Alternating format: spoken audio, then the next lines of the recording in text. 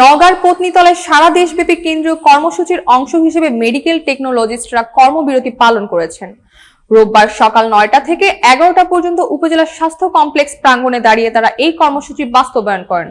কর্মবিরতিতে অংশ নিয়ে বক্তারা বলেন, দীর্ঘদিন ধরে দাবি করে আসা ১০ম গ্রেড বাস্তবায়ন না হওয়ায় তারা আন্দোলন নামতে বাধ্য হয়েছেন। তারা সতর্ক করে বলেন, দাবি বাস্তবায়ন না হলেও আরো কঠোর কর্মসূচিতে যেতে হবে। এ সময় টেকনোলজিস্টরা তাদের পেশাগত মর্যাদা, পদোন্নতি কাঠামো এবং বেতন বৈষম্য নিরসনের গুরুত্ব তুলে ধরেন। কেন্দ্রীয় সিদ্ধান্ত অনুযায়ী সারা দেশে এই কর্মসূচি চলছে বলেও তারা জানান। সকল মেডিকেল টেকনোলজিস্ট, ফার্মাসিস্ট আমরা একত্রিত হয়েছি আমাদের কেন্দ্রীয় কর্মসূচির অংশ হিসেবে।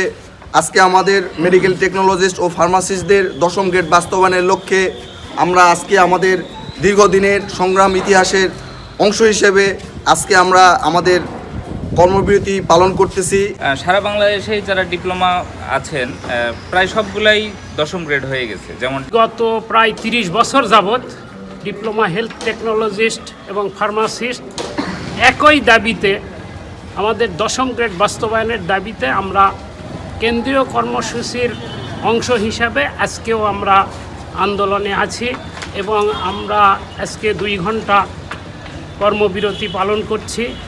আমাদের ১০ম গ্রেড বাস্তবায়ন হওয়া না পর্যন্ত আমরা এই কর্মবিরতি চালিয়ে যাব। আর আমাদের দাবি একটাই, ১০ম গ্রেড। ১০ম গ্রেড ছাড়া অন্য কোনো আমাদের দাবি নাই। এটা বাস্তবায়নের জন্যই আমাদের আন্দোলন।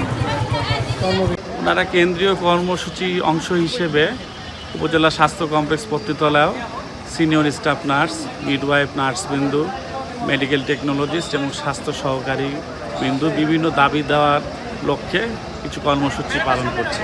তা আমরা তাদেরকে আশ্বস্ত করেছি যে ইমার্জেন্সি অর্থাৎ জরুরি রোগীর সেবা যেন কোনোভাবে ব্যাহত না হয়, সেই সেবা রেখে যেন রোগীরা সেবা পায়।